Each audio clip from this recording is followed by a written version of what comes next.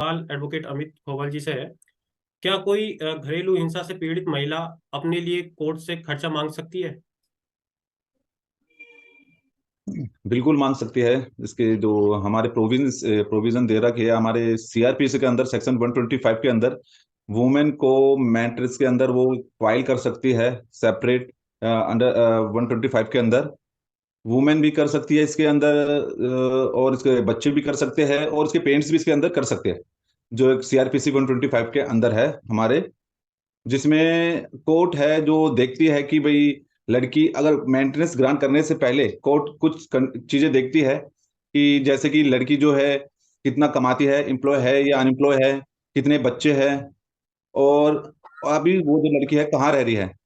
तो अगर लड़की एम्प्लॉय है, अनएम्प्लॉय है और बच्चे नहीं हैं, तो इसमें कोर्ट जल्दी ही 2-3 डेट के अंदर मेंटेनेंस ग्रांट कर देती है according to the husband income और हिज स्टेटस, कि भाई वो कितना कमाता है, इसका सोर्स ऑफ मतलब सोर्स ऑफ इनकम क्या है।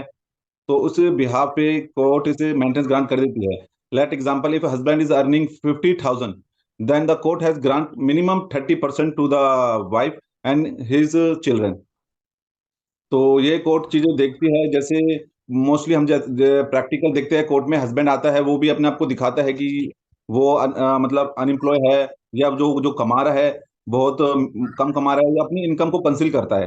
तो इसमें कोर्ट फिर वह देखती है, अगर कोर्ट अगर हस्बैंड बताता है कि वो बहुत कम कमाता है, तो कोर्ट के अकॉर्डिंग मिनिमम वेज एक्ट देखती है, जो दिल्ली का जो होता है पर्टिकुलर स्टेट का मिनिमम वेजेस एक्ट के अकॉर्डिंग कोर्ट वो डिसाइड करती है इसकी इनकम को, जो भी है मिनिमम वेज, और उसे जो 30% जो होता है वाइफ को, उसे वो ग्रांट कर देती है। सर, लेट एक एग्जांपल, सवाल जैसे हमारे मेरा एक सवाल यहाँ पर आता है कि अगर डोमेस्टिक वायलेंस में किसी महिला को कोर्ट के द्वारा खर्चा बांध दिया जाता है, तो क्या उसको अदर कोई प्रोविजन भी ऐसा है कि इस डोमेस्टिक वायलेंस के केस के अलावा भी वो किसी और केस कोई और केस फाइल करके खर्चा कोर्ट के द्वारा ले सकती है?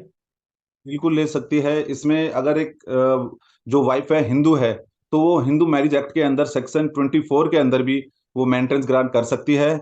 और जैसे बताया, एक सेक्शन 125 सीआरपी से इसके अंदर भी वो ग्रांट मेंटेनेंस ले सकती है। और एक हमारा जो डोमेस्टिक वायलेंस केस है, जो आपने इसके पहले में डिस्कस किया हुआ है, वो इसके अंदर भी मेंटेनेंस ग्रांट कर सकती है।